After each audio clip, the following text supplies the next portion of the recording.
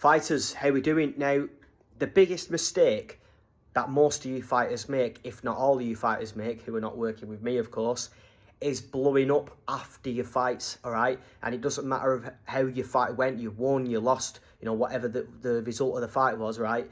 You've got to understand, right, the reason why you're actually blowing up in weight after your fights is because you're way too strict in your camp and before your camp as well. So a lot of you are so stressed and are so, you know, you're terrified of gaining weight, so you eat as little as possible and train as hard as possible, right? And then you get to a position where your performance is suffering, you feel shit in your sessions, you can't push hard, you've got no energy in sparring, you've got no energy when you're on the bags, you can't recover, you get into fight week still slightly heavy, but because you've depleted yourself, you've got to dehydrate your body even more and eat even less, and it goes into this repetitive vicious cycle. And then you'll do all your refueling, your rehydration, and as I said before, and I'll mention it again, your fight could go either way. But because you've been restricting yourself so much, then you go on a massive binge and gain 10, 12, 13 kilograms. And then you get back into another fight camp. And then you've got to repeat the exact same again, as I say, a vicious cycle. What you need to do is this, right? You need to look at it as a thing that you're going to do a year round, right? You're professional. You want to be an elite fighter, don't you, right? So this is why you've got to do it like this.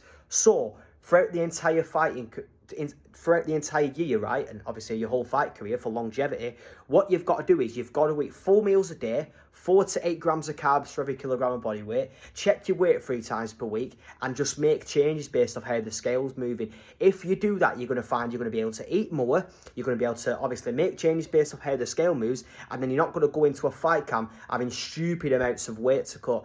Even so, you know, I'm talking about going to a fight camp like that. Even if you've got a fight coming up last minute, you know, with 2-3 weeks notice, you're then going to be in a position where you're not too heavy. So it's really about staying ready and staying disciplined and putting perfect structure in place. This is what I do for the best fighters in the world. That's why the Fuel fight camps make weight with zero stress and go into every single fight feeling the best ever felt. You can do the exact same by using this information that I've given you. Now listen, if you do like this information and you want more nutrition and diet tips for combat sports, don't forget to give me a follow for more. Thank you for watching.